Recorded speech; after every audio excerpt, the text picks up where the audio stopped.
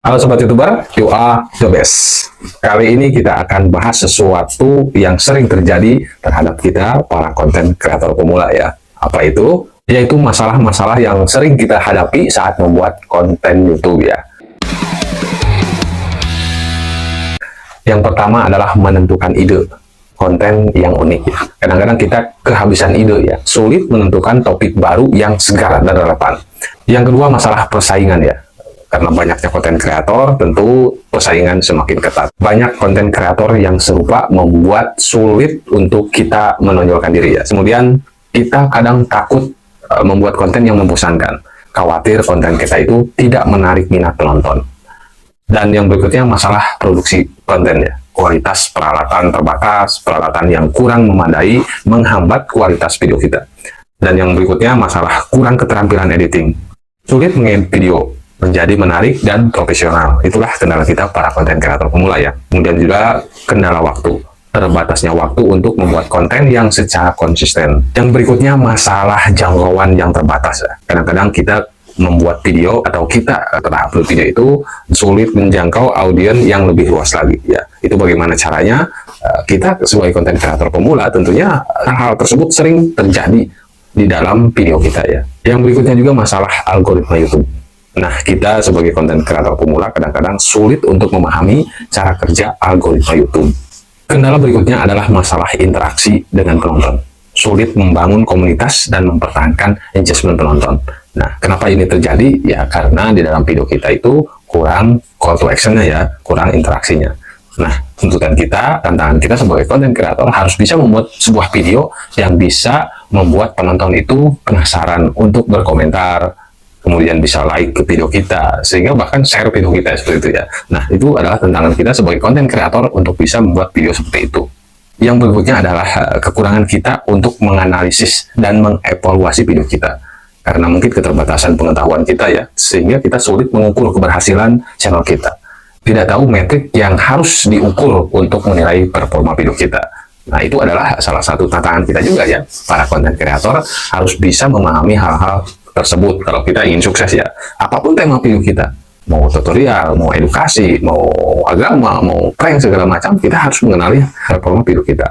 Setelah saya sebutkan beberapa hal yang sering terjadi di dalam video kita para YouTuber pemula ya, konten kreator pemula, apa yang harus kita lakukan?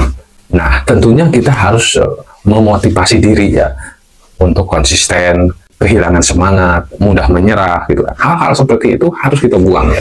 Apa yang harus kita lakukan? Ya tentunya kita harus punya motivasi ya. Motivasi di sini ya, kita tujuan membuat konten ini apa? Kalau tujuannya uang, ya bagaimana kita membuat sebuah video itu yang bisa menghasilkan uang gitu. Kan kita upload video itu ada yang untuk menghasilkan apa, senang-senang saja, untuk menghasilkan silaturahmi saja gitu kan, orangnya persaudaraan. Itu kadang-kadang view-nya banyak gitu kan, tapi untuk AdSense-nya atau penghasilan uangnya dikit gitu kan. Banyak video-video seperti itu. Jadi kalau kita motivasinya untuk mencari uang, ya bikinlah video-video yang berpeluang untuk menghasilkan uang lebih besar lagi, seperti itu ya. Untuk hal ke arah sana nanti kita bahas lebih rinci lagi ya.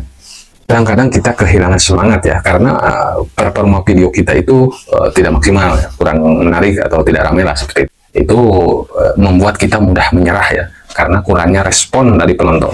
Ya kita orientasinya, kita upload video, pengennya banyak yang nonton gitu ya. Pas ternyata kita upload, penontonnya cuma 1, 2, 10, 20. Akhirnya kita down seperti itu ya. Karena apa? Orientasi kitanya itu, ketika kita upload video, pengennya jutaan view yang nonton video kita gitu kan. Emang alami ya, keinginan semua seperti itu. Tapi kita harus mengukur diri juga ya. Subscriber kita itu berapa? Baru di bawah 1K ya, jangan menghayal dulu seperti itu. Kalau subscriber kita baru 1000 ya, kita ada yang nonton 50 saja sudah bangga, harusnya masih ada yang nonton seperti itu ya. Kesananya bagaimana kita memperbaiki agar yang 50 ini tetap ada dan bertambah lagi yang lain. Dan yang berikutnya adalah menjaga konsistensi ya. Jadwal pembuatan konten, upload video ya, terjadwal seperti itu. Ini hal yang paling sulit yang dilakukan oleh para konten kreator pemula ya. Yang kecil, yang sudah senior, yang besar, ini adalah kuncinya di sini ya. Konsistensi upload video. Jangankan orang lain, saya pun masih belum bisa ya, karena terbentur kesibukan di nyata ya. Baru bisa konsisten masalah tema saja. Mudah-mudahan kedepannya saya bisa lebih konsisten lagi menjadwalkan upload ya. Coba sobat lihat, para YouTuber yang sudah besar pun jarang di deskripsi videonya itu menempelkan jadwal upload mereka. Intinya di situ sepertinya ya, jadwal upload video. Dan solusi yang harus kita lakukan adalah meriset kata kunci ya. Ketika kita upload video kan ada judul video, ada deskripsi video, ada tag video. Ketika kita mengupload sebuah video kan waktu itu kan dikasih form oleh YouTube itu apa-apa yang harus kita isi. Coba maksimalkan itu ya. Thumbnailnya, kemudian juga judul, deskripsi, tag, kemudian subtitle, segala macam itu coba isi ya. Layar akhir, kemudian kartu video, coba isi aja semua, maksimalkan. Nah, yang berikutnya adalah coba tingkatkan kualitas video kita ya. Kualitas audionya, kualitas visualnya. Coba sedikit-sedikit investasikan sedikit dana ya untuk mengupgrade peralatan kita ya. Mungkin 1 bulan ini nggak bisa, 2 bulan ya mungkin bisa seperti itu ya.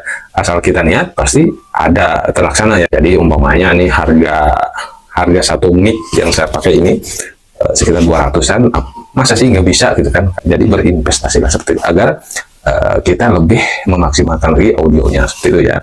Pertama kita visualnya kita lebih tingkatkan lagi ya agar lebih baik lagi.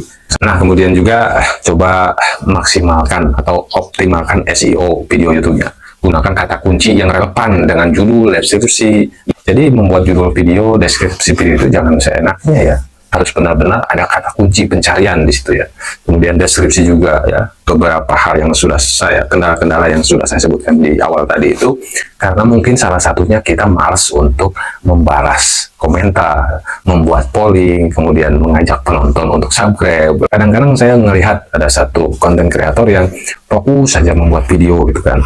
Memang bagus ya, hingga membuat penonton itu terpana, sehingga lupa mereka untuk subscribe, untuk like gitu. Jadi tahu-taunya habis saja videonya gitu kan, saking ramainya umpamanya video sobat itu. Dari awal ramai gitu kan, sampai lupa mereka klik subscribe itu, sampai lupa klik like gitu, sampai lupa. Nah, coba ingatkan ya di dalam pertengahan video kita. Contohnya video ini ya, bagi sobat yang belum subscribe, coba subscribe ya di sini ya. Nah, seperti itu. Jadi ingatkan ya. Kemudian juga coba perhatikan analitik dari video kita.